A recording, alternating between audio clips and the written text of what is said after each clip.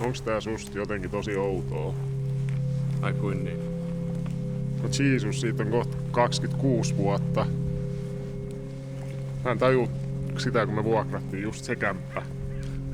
No mut se oli Sandran ehdotus. Plus se oli ainut tapa olla siihen yhteydessä.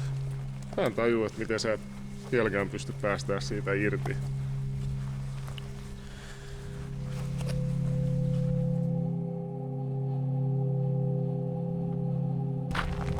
Miksi se pysähtyy? Mennään nyt. Kerran se vaan kirpasee.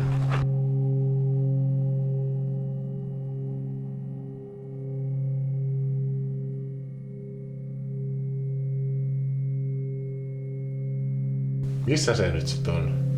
Me ollaan nähty pitkää aikaa. Musta tuntuu niinku se olisi ollut eilen. Mä oon miettinyt sitä iltaa joka päivä 26 vuotta.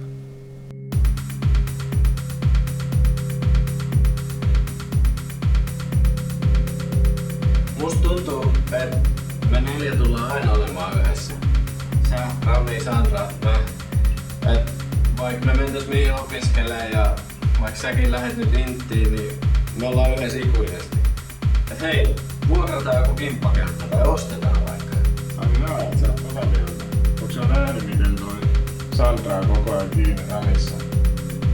No, joo, mut hei, nyt on uusi vuosituhat. Mitä vaan voi tapahtua. Et kaikki menee. Ja itse asiassa Sandra väitti, että se ei edes juo vingiä. Niin mä aion todistaa tän kaiken vähän.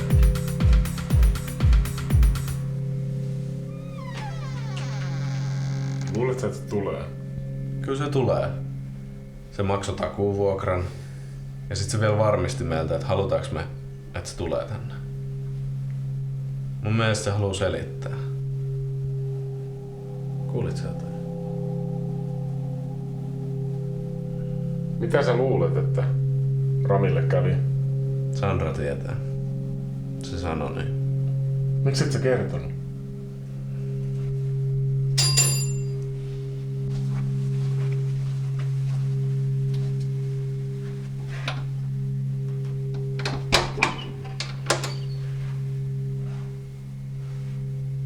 Moi. Hei. Miten sä et oo muuttunut yhtään?